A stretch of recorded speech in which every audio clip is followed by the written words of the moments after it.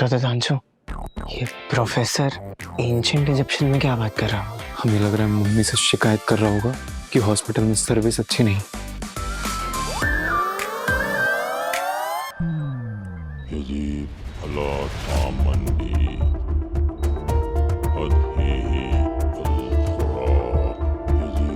यजीब अला थमन बी हदी। डॉक्टर प्रीति, पेशेंट कोई भी साउंड निकाल रहा है, उसकी तुम लिरिक्स बना के गाना मत बनाओ। तुम मेरे प्रोसेस को क्वेश्चन करने की गुस्ताखी मत करना। और मैं इन शब्दों से कोई धुन बनाने की कोशिश नहीं कर रही हूँ। मैं बस ये समझने की कोशिश कर रही हूँ कि डिलीरियम में ये वो चीज दोहरा रहे हैं जो एक्सकेवेशन में सुना होगा। Delirium caused by fever and hypoxia. Normal उसको अजीब सी दूसरी भी तो साउंड निकल सकती है, कोई भी साउंड, वो रैंडम साउंड भी हो सकती है। इसका मतलब ये थोड़ी वो कोई लैंग्वेज है या कोई भाषा है। मतलब तुम ये बेसिकली कह रही हो कि साउंड के बेस पर डायग्नोसिस होगा? नहीं, ऐसा कुछ नहीं कर रही हूँ मैं तो बस ये समझने की कोशिश कर रही हूँ कि लुक एट हिज कंडीशन। इस कंडीशन में भी इनका माइंड किस मेमोरी लेन में जा रहा है? सार्कोफेगस, हाफिर, लूना। Yes, one second.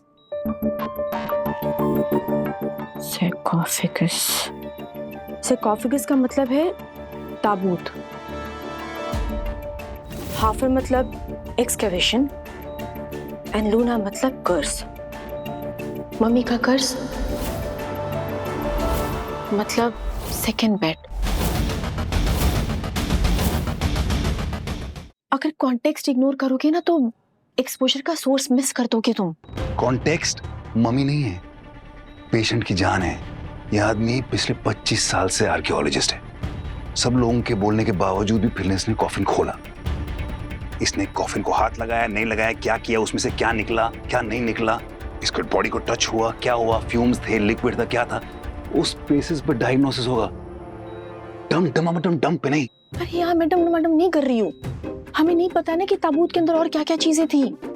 तुम्हें कुछ अजीब सी स्मेल नहीं आ रही है? एलिसन? हाँ, वो लहसुन के तड़के वाली जो दाल होती है ना, वैसी कुछ स्मेल। लंच नहीं किया तुमने? यार, उस टाइम पर ताबूत में सिर्फ बॉडी नहीं रखी जाती थी, उसके साथ बहुत सारी चीजें भी रखी जाती थी, जैसे कि फूड, कपड़े, रेजिन्स, गिफ्ट्स, वेसल, ये सब कुछ सील किया जाता था। हाँ ठीक है, तुम एक काम करो, तुम पता करो कि कॉफिन में क्या क्या डाला गया था। हाँ?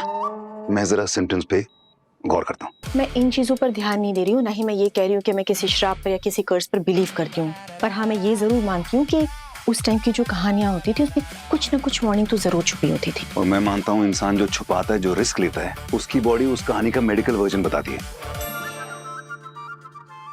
ठीक है, फिर बेट लगाते हैं। जो इसको डायग्नोस कर लेगा वो जीत जाएगा। बेट लगाओ। बेट क्या है? बेट अगर मैं जीती तो तुम मुझे कैंडलाइट डिनर पर ले जाओगे, और अगर तुम जीते तो तुम मुझे कैंडलाइट डिनर पर ले जाओगे। बस ये क्या बेट हुई? यही बेट है। अरे फ्लर्ट करूं यार, सेकंड बेस्ट कौन? सेकंड बेस्ट कौन है ये तो इस प्रोफेसर के डायग्नोस के बाद ही पता चलेगा। डन, मंजूर है मुझे। Cool then.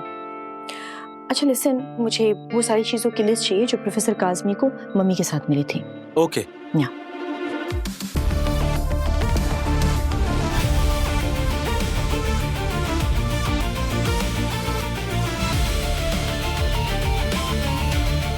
Can I know?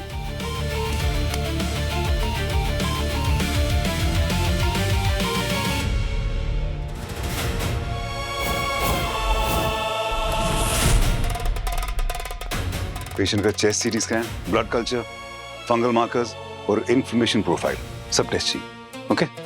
और हाँ, बिना प्रोटेक्टिव गियर के जितने भी बैंडेजेस लगे हैं उनको हाथ मत लगाइएगा। ओके? जी सर। और पेशेंट जो पेशेंट अंदर है, ये पेशेंट नहीं है, ये मम्मी है।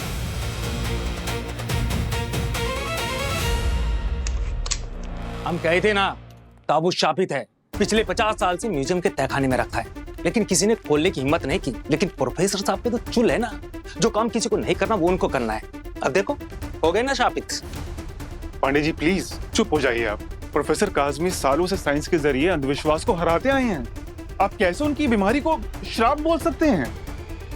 आप कौन है? ये प्रोफेसर काज़मी के साथ काम करते हैं, असिस्टेंट प्रोफेसर ओवेस सान्याल। अच्छा मिस्टर रोहित, प्रोफेसर काज़मी ने मम्मी को ताबूत से निकालते वक्त कौन से स्टेप फॉलो किए थे? प्रोफेसर काज़मी ने उस टाइम कोई स्टेप फॉलो नहीं किया। ना प्रॉपर क्लियरेंस, ना कंजर्वेशन टीम का इंतजार।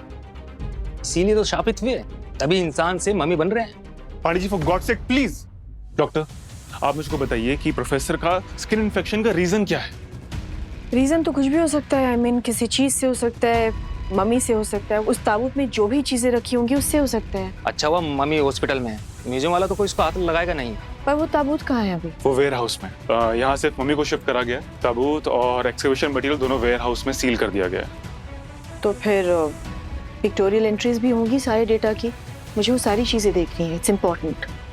पर क्यों? क्यों? आई मीन कोई प्रॉब्लम है क्या? नहीं, कोई प्रॉब्लम नहीं।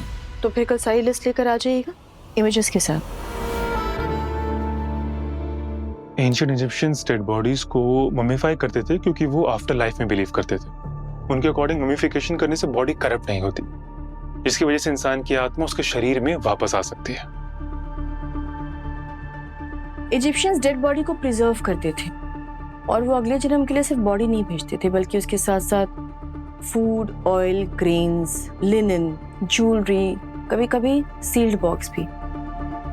मतलब कर्स का सोर्स सिर्फ मम्मी की स्किन हो ये जरूरी नहीं है। एग्जैक्टली। इन फोटोग्राफ्स में वो सारी डिटेल्स मौजूद हैं जो सार्कोफेगस में हमें मम्मी के साथ मिली हैं।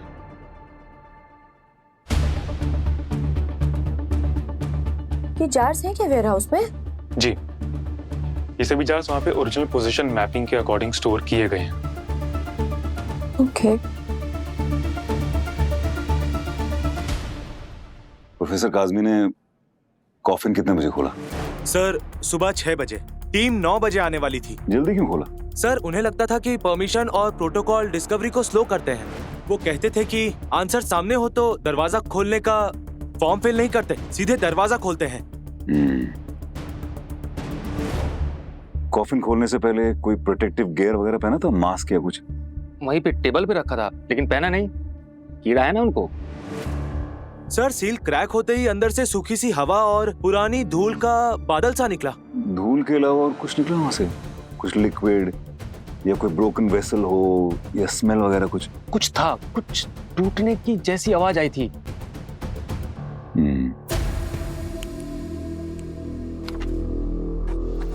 Alone, no mask, seal broken.